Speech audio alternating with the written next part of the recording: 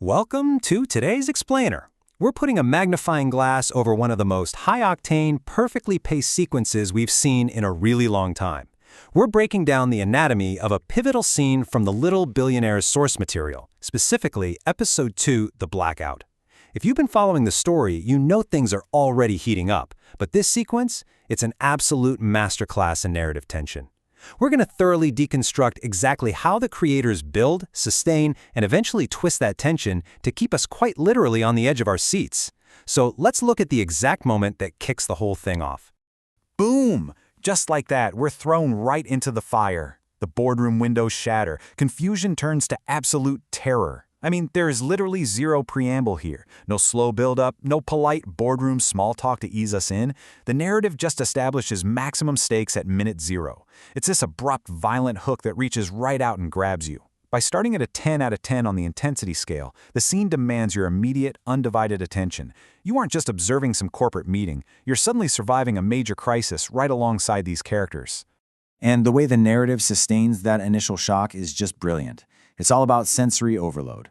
The source text hits us instantly with blaring alarms and glass raining down. Notice how these intense auditory and visual cues work together? The alarms deafen us, creating this massive sense of panic, while the raining glass gives us a really dangerous, kinetic visual. This isn't just your standard action beat. It's deliberate, overwhelming chaos designed to completely immerse you. You can practically hear the sirens and feel the sharp shards falling. The creators use these sensory details to trap us in that room, forcing us to feel the exact same disorientation the characters are experiencing in real time. Now, what's incredibly fascinating is how this moment perfectly illustrates character dynamics without saying a word. On one hand, you've got the board members. They're reacting exactly how anyone normally would in an ambush. They're screaming, scrambling for their lives, diving under that massive mahogany table.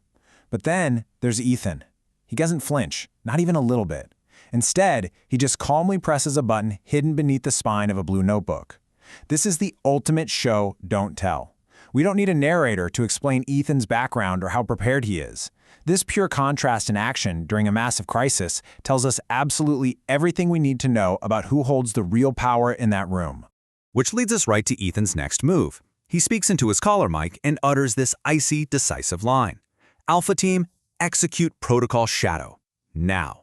While the adults in the room are literally cowering in terror, this young billionaire is deploying a highly calculated countermeasure. By calmly issuing this command, he instantly shifts the entire power dynamic. The unseen attackers thought they had the element of surprise, right? But Ethan is flipping the script entirely. This single line of dialogue transforms him from a potential victim caught in the crossfire into the tactician actively controlling the battlefield. And Protocol Shadow unfolds in this rapid-fire, genuinely terrifying sequence. First, the entire skyscraper goes pitch black. Then, even the emergency lights fail to turn on, which is just a horrifying realization that this blackout is absolute and totally intentional. Next, out of the dark, you hear the mechanical click of night vision goggles opening. And finally, heavy footsteps echoing through the room. By stripping away our primary sense, sight, the narrative forces both the characters and us as the audience to rely entirely on sound. That solitary click of the goggles and the echo of heavy boots, it builds immense, suffocating tension. We know someone is moving, we know they can see in the dark, and we are completely blind. Then, out of that suffocating darkness comes a mysterious voice with a very specific, chilling directive. Grab the boy, leave the rest. This is such a genius narrative choice to escalate the scene. Up until this exact second, the threat was kind of generalized, right? Shattering glass, a random ambush on the boardroom. But this single line suddenly narrows the threat down like a laser beam.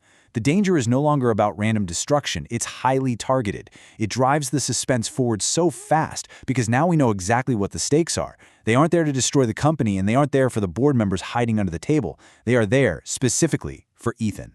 So the room is completely black. Heavy footsteps are closing in, and that chilling order to grab the boy is still echoing in the air. We really have to ask ourselves, who do they actually grab in the dark? Just think about the layout of that room for a second. Absolute chaos, scrambling board members everywhere, Ethan sitting at the table. In pitch black, with adrenaline pumping, precision goes completely out the window. Someone is about to be snatched into the shadows, but in all this confusion, who is it going to be? Here's where it gets absolutely wild. The crucial point is what happens the exact second the lights suddenly flash back on. The scene delivers a massive, multi-layered payoff. First, we realize they grabbed the wrong person. A hand grabs Uncle Richard by mistake in the dark, and he's dragged away screaming. But the real twist? Ethan is completely gone. He didn't just evade capture, he vanished. And in his place, sitting right on his now empty chair, is a ticking device. The darkness basically acted as a magic trick, a misdirection that let the story completely rearrange the pieces on the board without us seeing a single thing until the grand reveal. Which leaves us with this final, explosive question. With Ethan gone and a literal ticking device sitting right where he just was, who is the real target here? Was Ethan ever the prey, or was he actually setting a trap this whole time? That ticking device completely changes the context of Protocol Shadow. It leaves us entirely hooked, and it demonstrates exactly why this narrative trick works so incredibly well. It resolves one massive point of tension, the Blackout attack, only to immediately replace it with a literal ticking time bomb for an unforgettable cliffhanger. Thanks so much for joining me on this explainer. Keep analyzing, keep asking questions, and I'll see you next time.